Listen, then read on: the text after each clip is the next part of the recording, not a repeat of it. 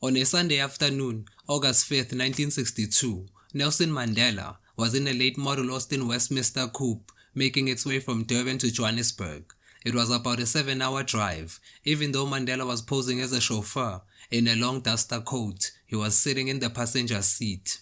The driver was Cecil Williams, a white communist theatre director, an underground member of the African National Congress. Mandela, a fugitive from the apartheid regime and a senior member of the ANC's newly formed military wing, was South Africa's most wanted man.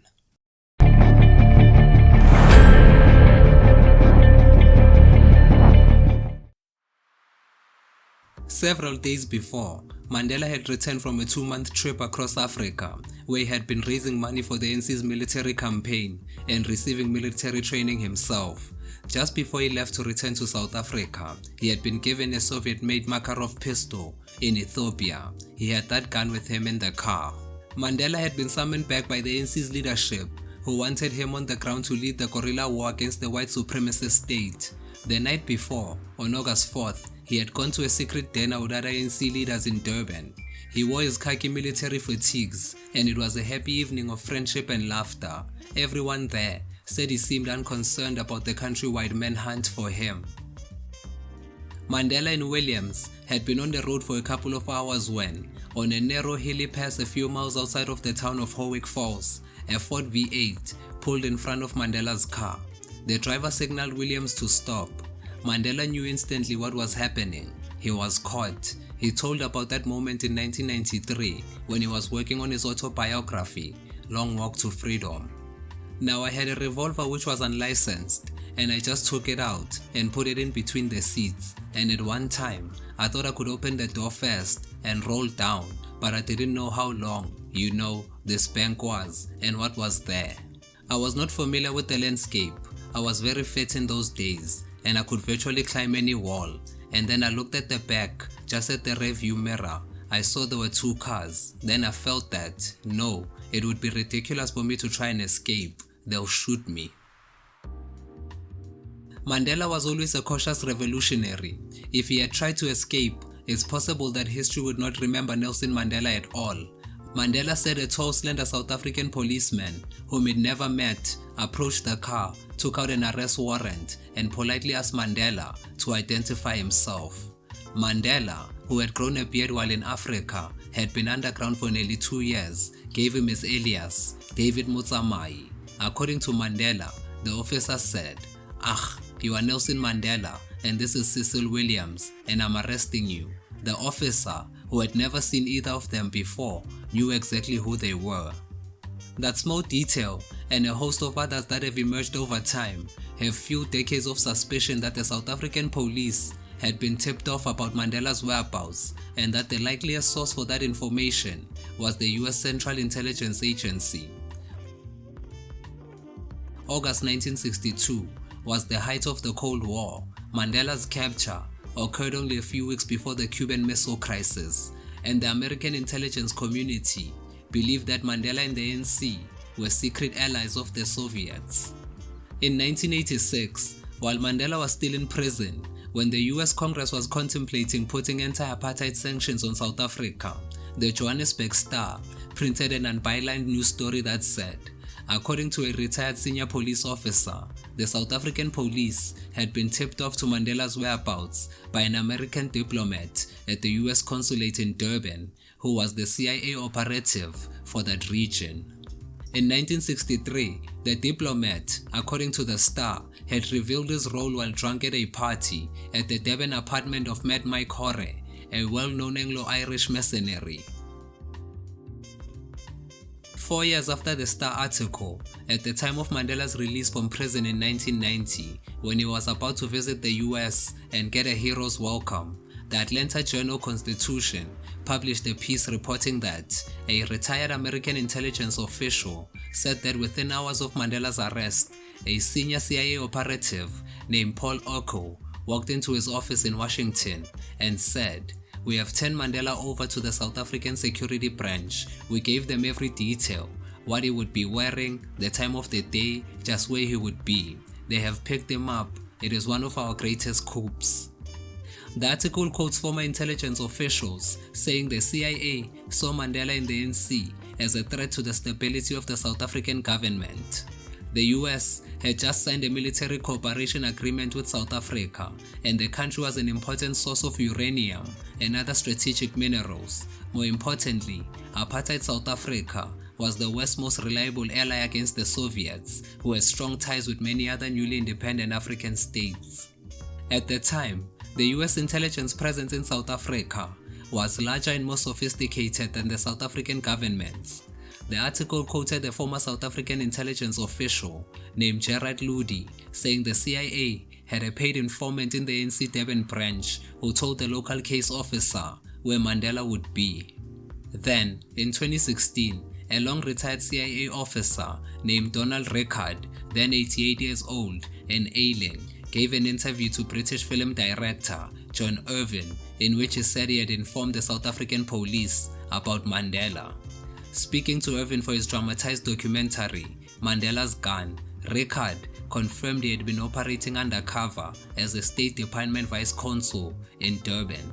He described the city as a cauldron of anti-apartheid activity and that the ANC was riling up the city's substantial Indian community. Here's what he told Irvin. Mandela was going to come down and incite the Indians, and I found when he was coming down and how he was coming. And he came in a black limousine with a guy sitting in the back as the passenger, and he was the driver. That's where I was involved, and that's where Mandela was caught. His details are a bit off, but reporting in the South African and American press at the time and afterward claim Rickard was an American undercover intelligence officer in Durban who was later brought back to the US under a cloud for his drunken candor about CIA actions. A 2018 biography of mercenary Mike Hore quotes Hore confirming Rickard's story. Rickard was personally unrepentant about assisting in Mandela's capture. Mandela was completely under the control of the Soviet Union. Rickard told Ivan he was a toy of Moscow. He could have incited a war in South Africa. The United States would have to get involved, grudgingly, and things would have gone to hell. The Soviet Union would have done anything to get its hands on the mineral chest, anything. And Khrushchev said, when we get it, we'll dictate the terms of surrender for the West. We were teetering on the brink here, and it had to be stopped, which meant Mandela had to be stopped, and I put a stop to it. Rickard died 2 weeks after his confession. His only regret was that he had been indiscreet. Rickard said, the biggest mistake of my life was boasting about it at Mike Hore's party. I was never promoted again after I came back from South Africa. They were embarrassed that I embarrassed them. Current and former intelligence officials, all of whom are too young to have been around at that time, they agree that the scenario of the CIA tipping off the South African police is both plausible and likely, and they have no reason to question these reports. It was a time when the US intelligence community was focused on Africa as a strategic battleground in the Cold War. Mandela's arrest came 8 months after the assassination of Patrice Lumumba, the first democratically elected head of the Congo, whom the CIA believed was a tool of the Soviets. The 1975 Church Committee investigation of intelligence abuses revealed that the CIA had considered assassinating Lumumba.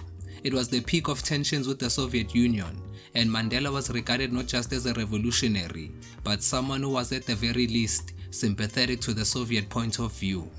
Another piece of information that emerged after Mandela's death seems to confirm the CIA's suspicions. On the day of Mandela's death, both the ANC and the South African Communist Party announced that Mandela had not only been a member of the Communist Party, but a member of its Central Committee. Since then, more scholarship, including from Soviet archives, have emerged to suggest that this was the case. In 2017, in response to a General Freedom of Information request, the CIA declassified some documents containing intelligence about apartheid South Africa from 1961 to 1962, the time of Mandela's capture. These files, which occasionally mention Mandela, and they accurately describe South Africa's white supremacist rule and the steadfast opposition of the ANC, which is often referred to as being communist-dominated.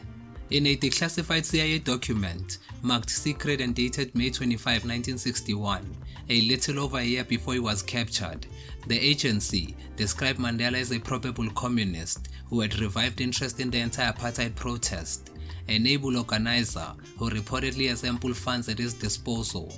Mandela seems to have revitalized the Congress movement, the communist-dominated multiracial groups which had been moribund since the banning last year of the African National Congress.